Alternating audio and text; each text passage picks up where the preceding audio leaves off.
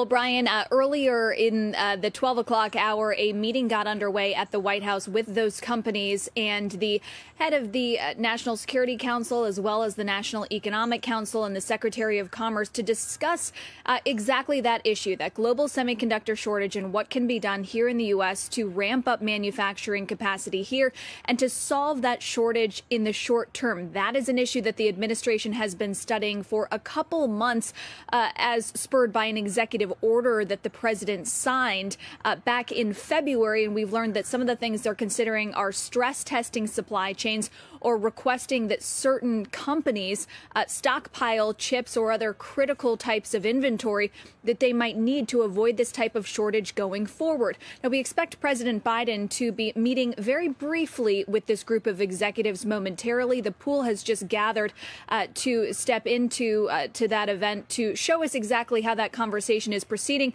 But just a few moments ago, the press secretary, Jen Psaki, was asked about the nature of this meeting and what the administration is hoping to accomplish. Here's what she said.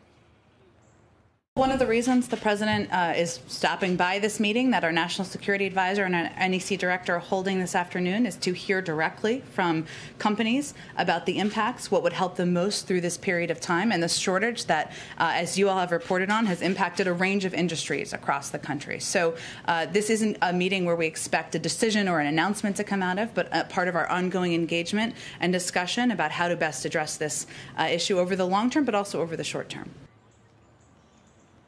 So no particular decision or announcement, but there could be discussion of a specific dollar figure, and that is $50 billion. That is the amount of money that the administration is requesting from Congress to invest in domestic manufacturing, specifically of semiconductors. And it's an amount of money that Boston Consulting Group said could create 70,000 jobs, could spur the investment in 19 of those foundries that you just heard Dom talking about, and could increase the U.S.'s market share of new manufacturing capacity to 24%. That's essentially doubling it from where it is now. We'll see what the president says in just a few moments when we hear from him at that meeting. Brian? Shepard Smith here. Thanks for watching CNBC on YouTube.